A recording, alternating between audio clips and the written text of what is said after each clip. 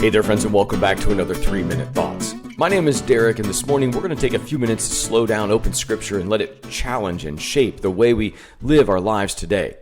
Today, we're going to be in Acts chapter 8, and this chapter begins with a moment of chaos. Right after Stephen's death, persecution breaks out hard against the church in Jerusalem. People are scattered, forced out.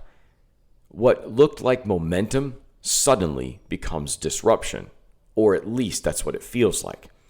And yet, that's exactly how the gospel starts spreading. The believers go everywhere, carrying the message of Jesus with them, forced out, but carrying the gospel. Which is interesting, because back in Acts chapter 1, Jesus said the message would go beyond Jerusalem. And now it is. Not through comfort, not even necessarily through choice, but rather through pressure. Philip goes to Samaria and starts preaching there, and people respond. There's healing, freedom, joy. An entire city begins waking up to what God is doing. And that matters because Samaria wasn't the obvious place. There was tension between Jews and Samaritans for generations. But the gospel keeps crossing lines people thought would stay in place. Then we meet a man named Simon.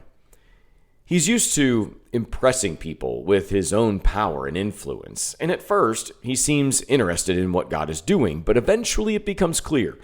He wants the power of God more than the heart of God. He offers money so he can control this spiritual authority, and Peter calls it out immediately. Because the Spirit isn't something to buy or manage or manipulate. God's power is not about building ourselves up. Then the chapter shifts yet again. Philip is suddenly led out to a desert road where he meets an Ethiopian official riding in a chariot reading from the prophet Isaiah. Now here's what's fascinating. The man is searching, reading scripture, trying to understand, but he needs someone to help connect the dots.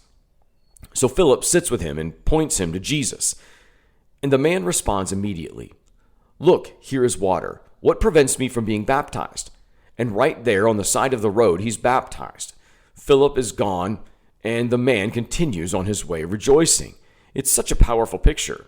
God pursuing people across barriers, geographically, ethnically, status, background.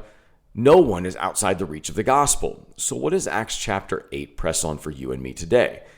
Can God still work when life gets disrupted? Because this chapter reminds us that setbacks don't always stop God's mission. Sometimes they move it forward.